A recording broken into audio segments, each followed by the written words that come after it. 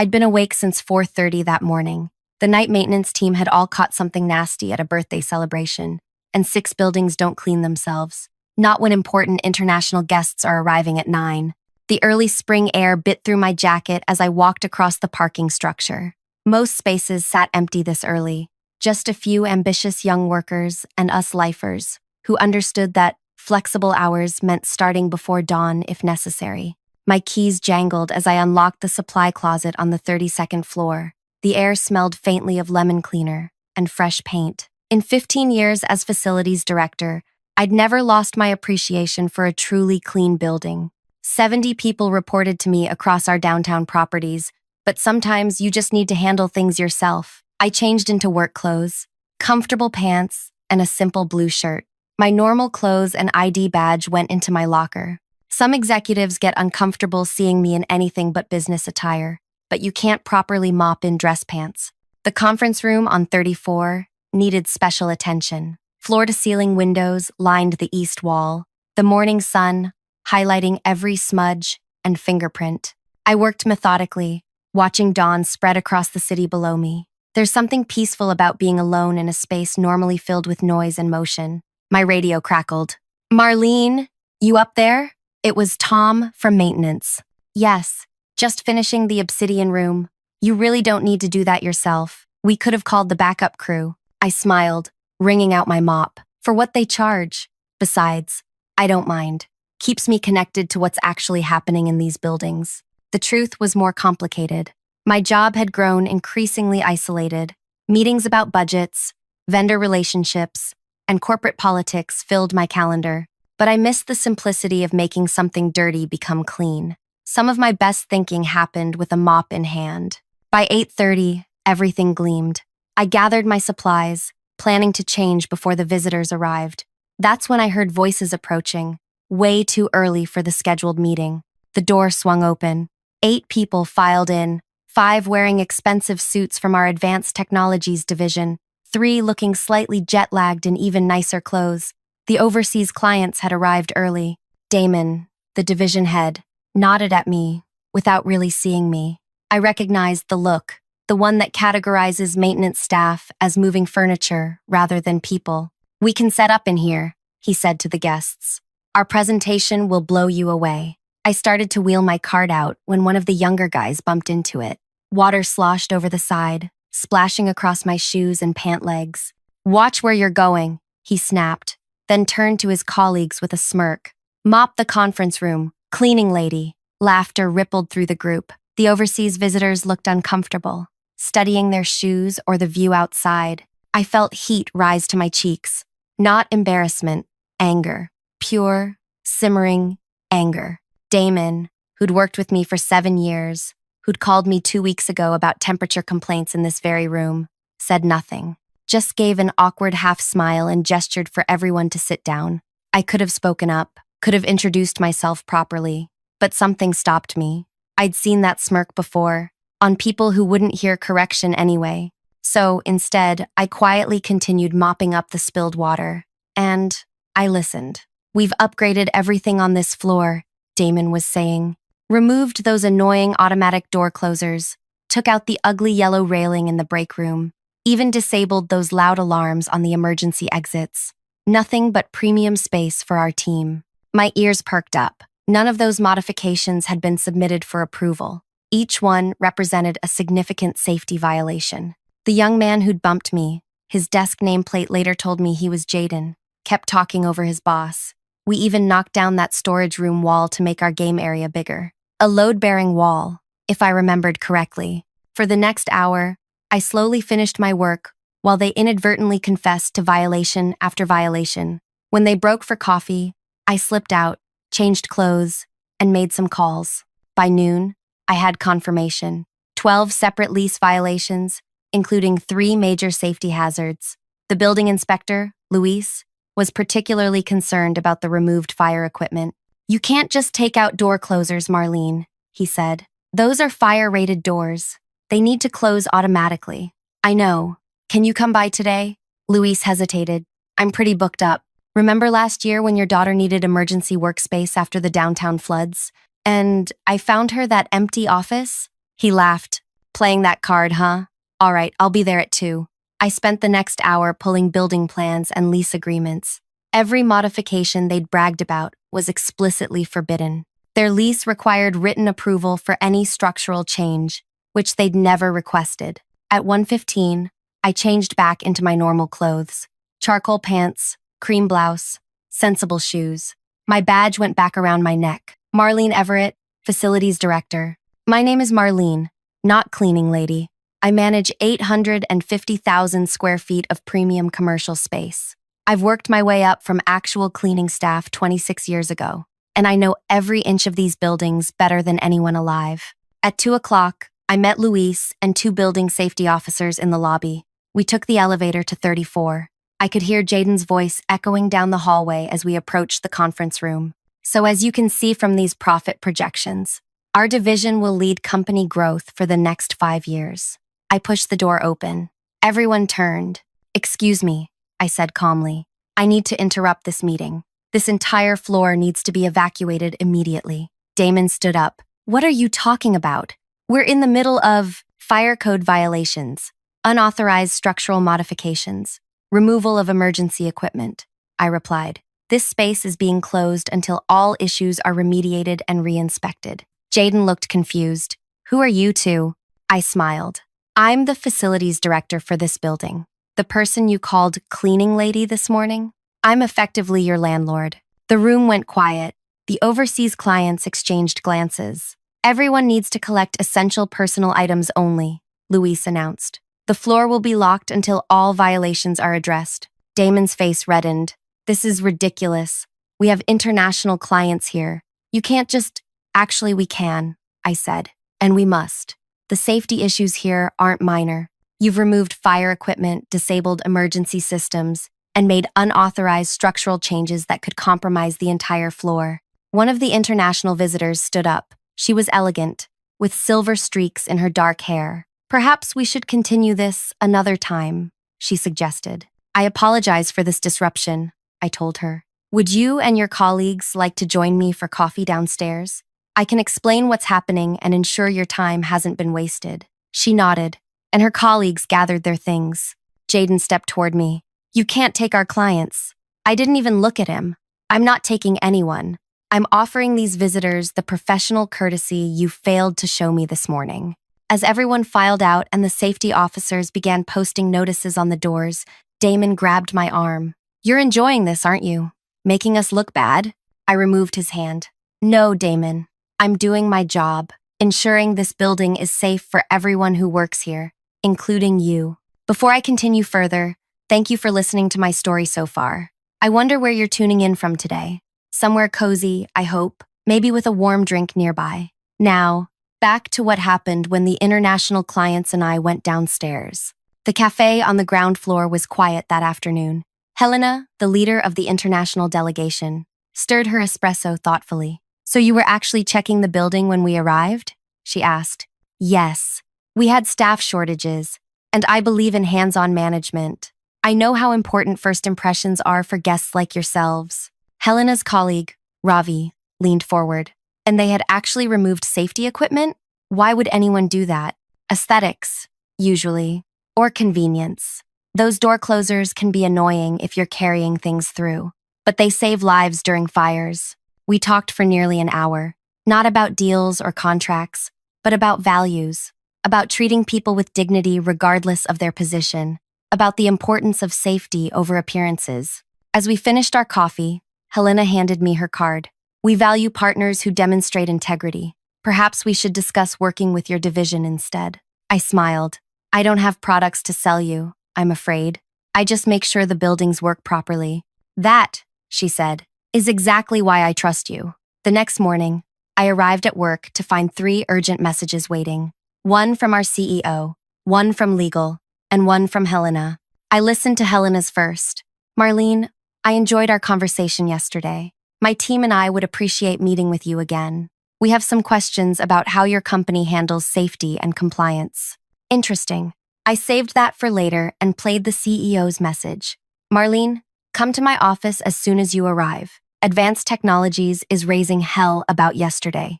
No surprise there. I grabbed my files and headed to the top floor. Yvette, our CEO, was standing at her window when I entered. She was 62, with closely cropped gray hair and a reputation for directness. She'd risen through operations and understood the importance of what my team did. "Tell me why one of our highest producing divisions is currently working from the break room on 29, she said, without turning around. I placed my documentation on her desk.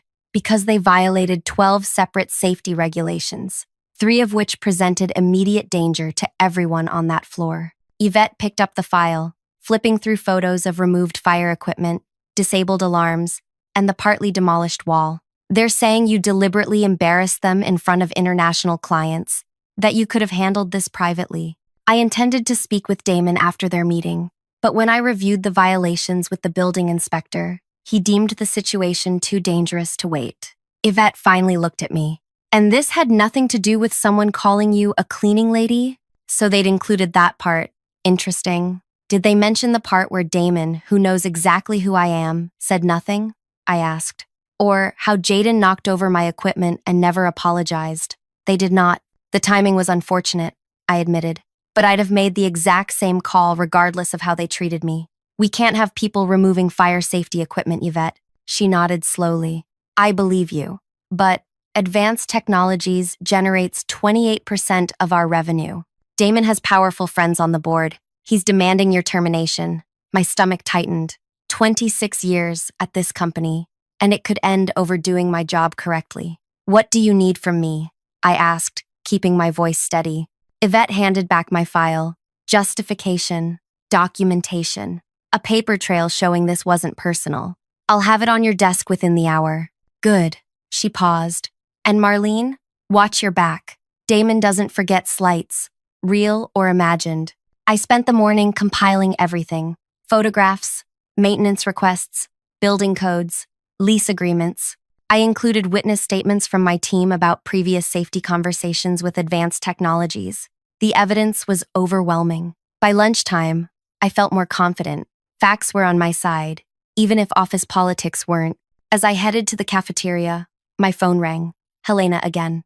"Marlene, thank you for calling back. My team and I would like to meet with you tomorrow if possible." "Of course," I replied, though I should clarify that I don't handle client relationships or sales. "We understand. This is about something else entirely. Would 10 tomorrow work?" I agreed, curious what she wanted. As I ended the call, I noticed Jaden watching me from across the hallway. His usual swagger was gone. He looked nervous. "Problem?" I asked. He shook his head quickly and hurried away. Odd behavior for someone whose boss was supposedly about to get me fired. That afternoon, I received an email from Yvette. "Documentation received. Hold on repairs for now." Hold on repairs? That made no sense. The violations needed fixing immediately. I called Luis. "Has anyone from Advanced Technologies contacted you about the inspection?" "Yes." He sounded uncomfortable. "Someone named Warren from your legal team called. Said we should delay enforcement until an internal review is completed." "Warren? He wasn't on our legal team.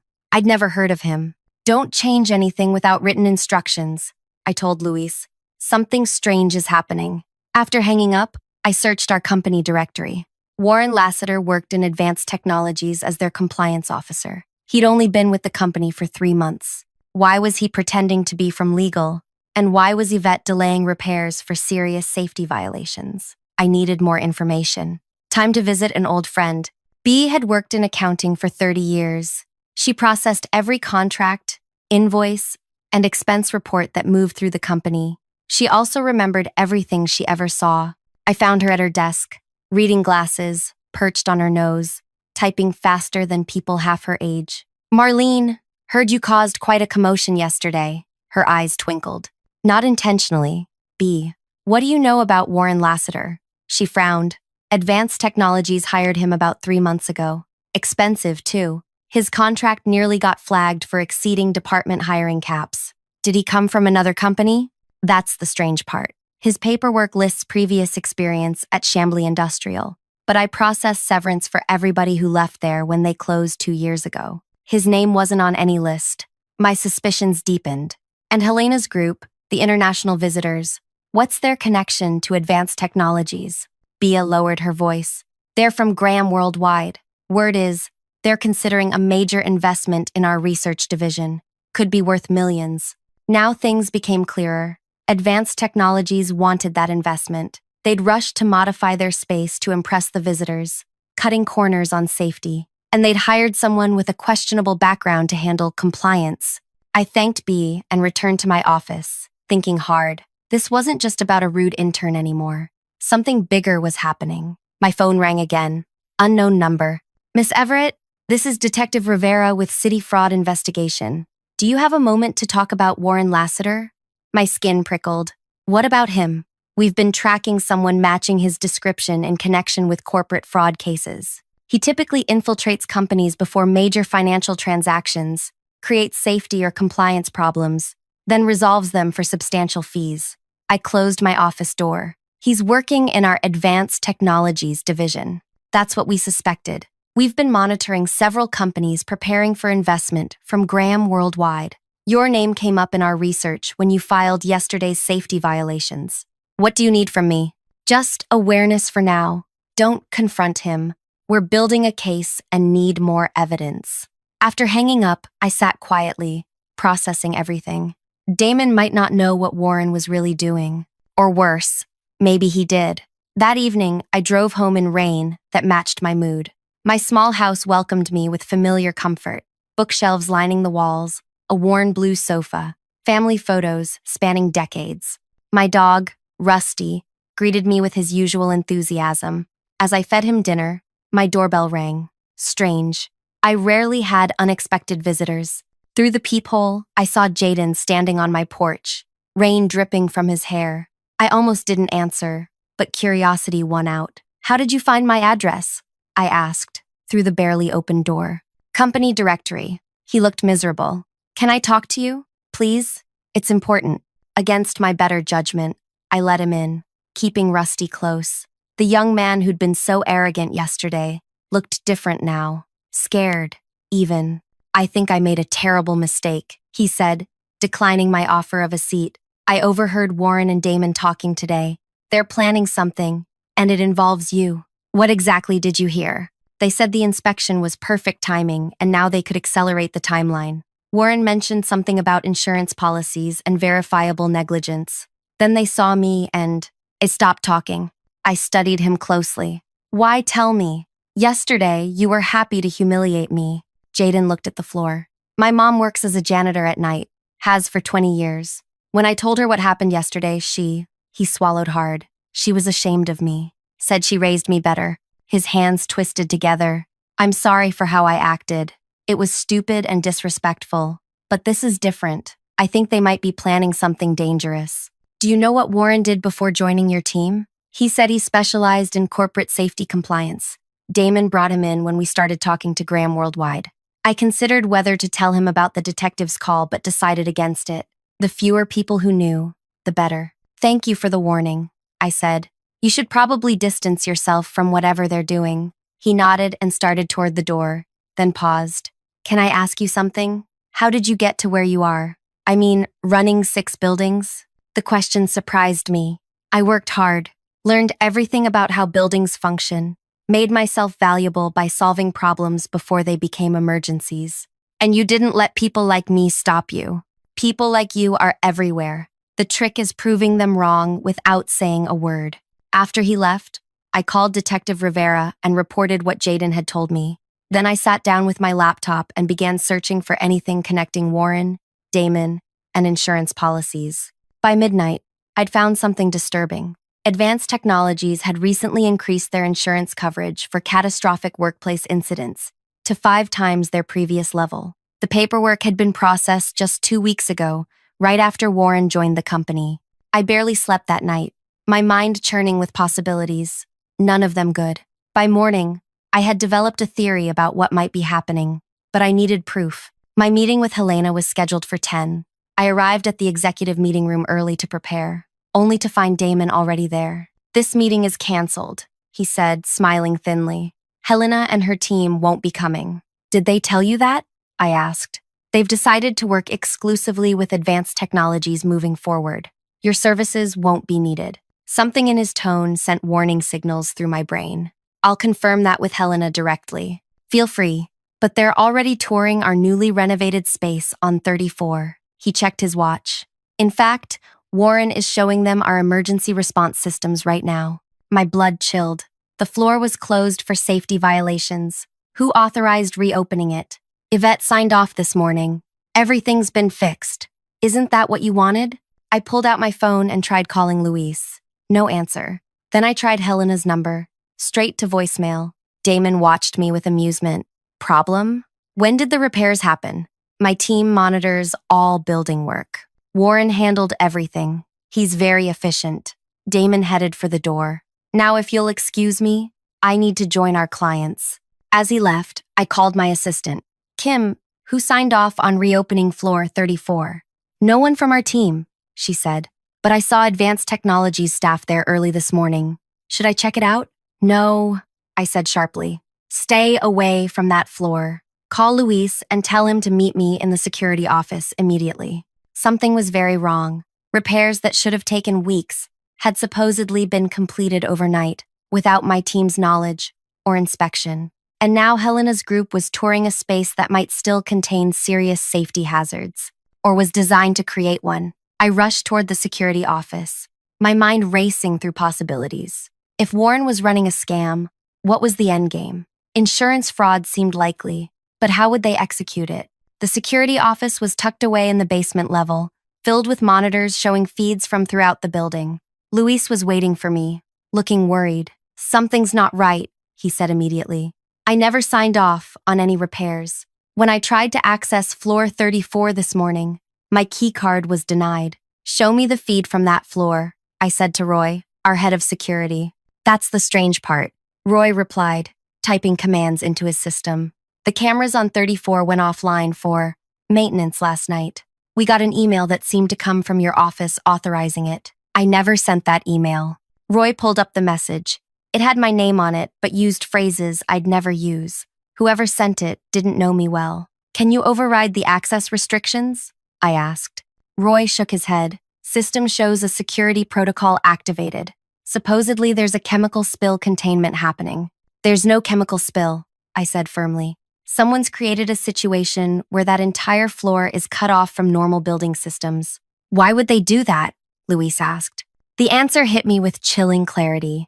If you wanted to create an accident that looked like building negligence, you'd need to ensure no safety systems could prevent it.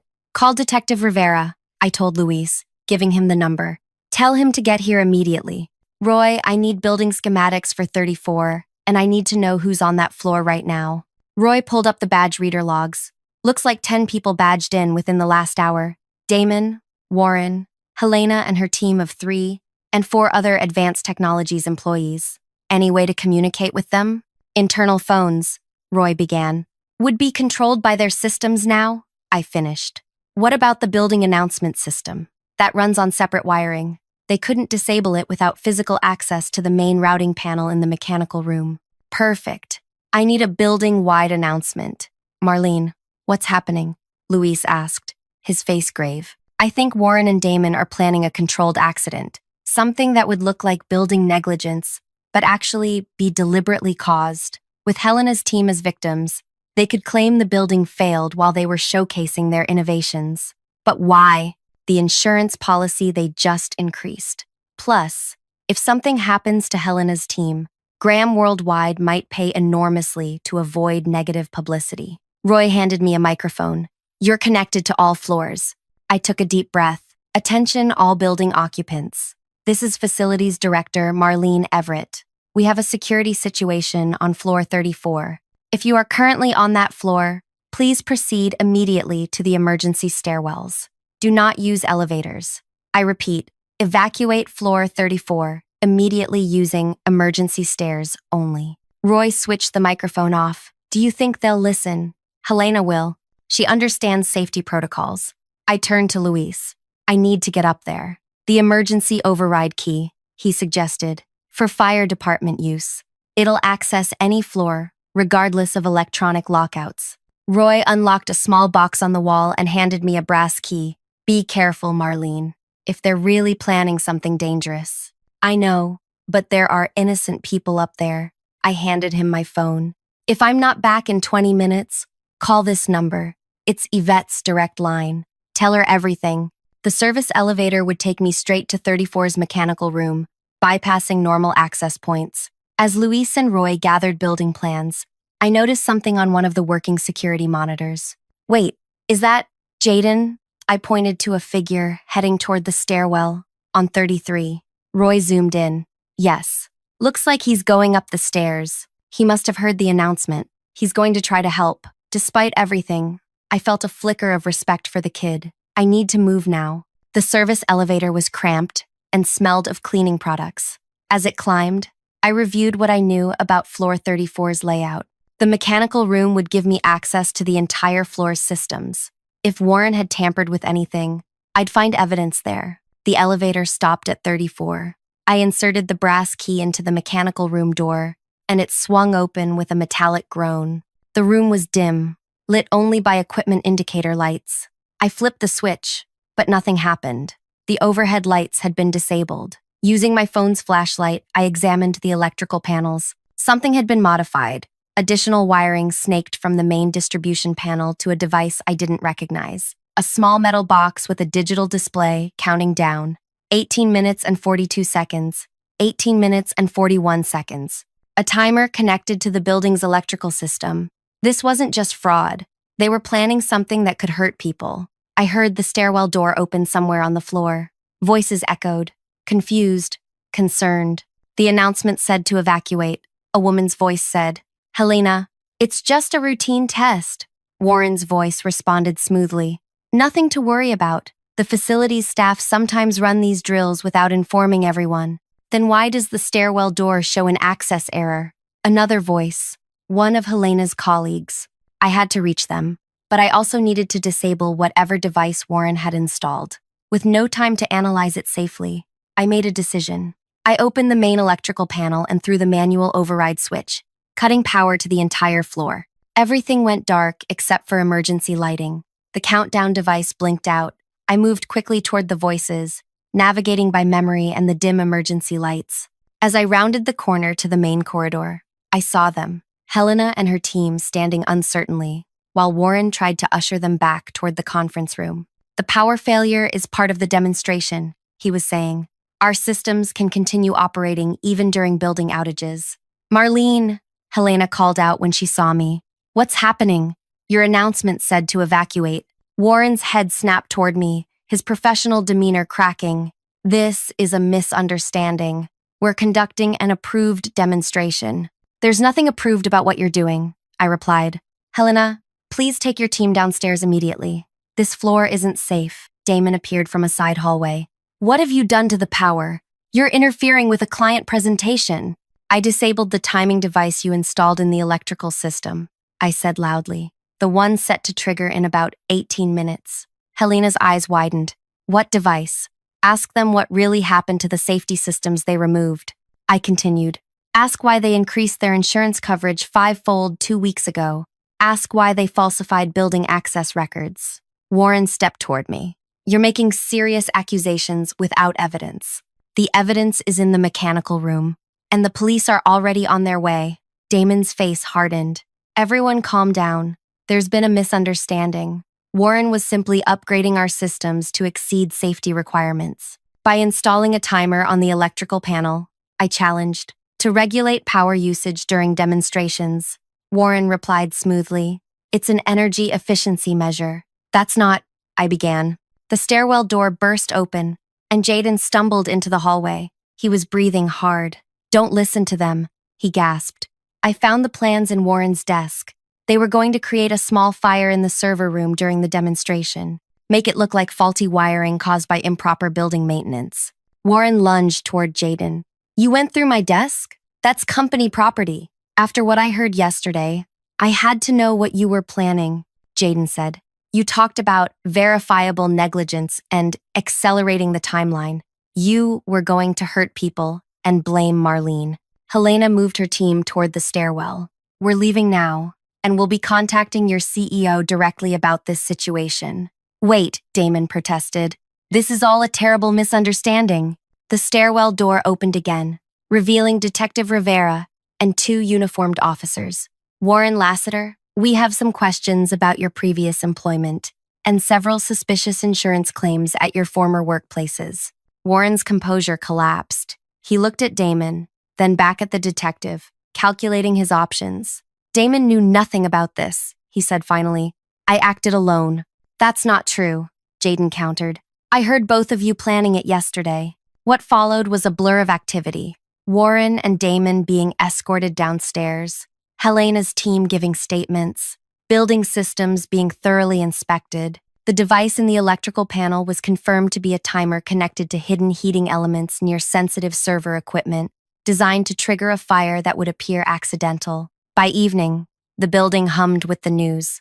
Warren had been running similar schemes at 3 other companies, creating safety incidents that led to insurance payouts and consulting fees for solving the very problems he created. Damon had brought him in specifically to frame me after our history of disagreements about building modifications. 2 days later, Yvette called me to her office again. This time, she wasn't standing at the window, but seated at her desk, looking tired. The board met yesterday, she said without preamble. Damon has been terminated. Advanced technologies will be restructured. I nodded.